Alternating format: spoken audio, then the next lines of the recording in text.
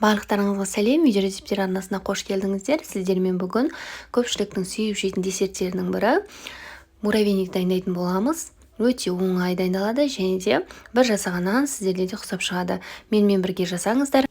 Арнама тіркеліп алуды және де өз пікірлеріңізді қалдыруды ұмытпаңыздар. Алдағы уақытта пайдалы рецептермен Ең алдымен ыдысымызға өлшеніп алған қантымызды саламыз. Үстінен жұмыртқа, жылы сүт және де қатты ерітіп жіберместен маргарин немесе сары майымызды салып, үстінен бір шай қасықты ас содасы немесе разрыхлитель салып, қант ерігенше араластырып, біркелкі массаға келтіріп аламыз.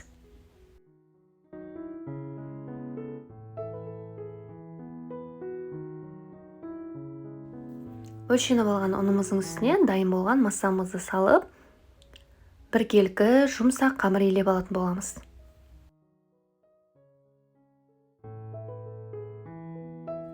Дайын болған қамырымызды аздап тындырып, оқтауының көмегімен видеода көрсетілгендей етіп жайып, астына лист немесе тақтайды қойып, пышақтың көмегімен бөліктерге бөліп аламыз және де морозильникке 1 немесе 2 сағатқа қалдырамыз.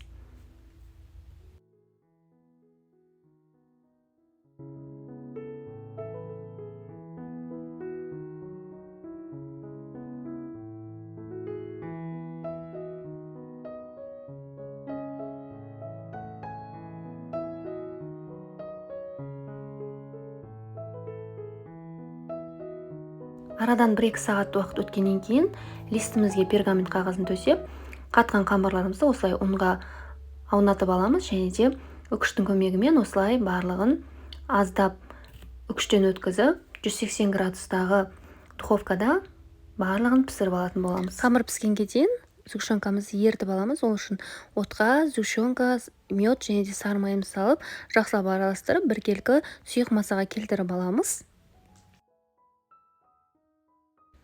Қамырлар піскеннен кейін аздап суытып аламыз және де қолымыздың көмегімен осылай үгітіп ұсақтап алатын боламыз. Барлығын осылай дайындап алғаннан кейін дайын болған сгущенкалы массамызға араластырып, формамызды осылай салқын сумен ішін бір шайқап, барлығын формаға келтіріп дайындап алатын боламыз.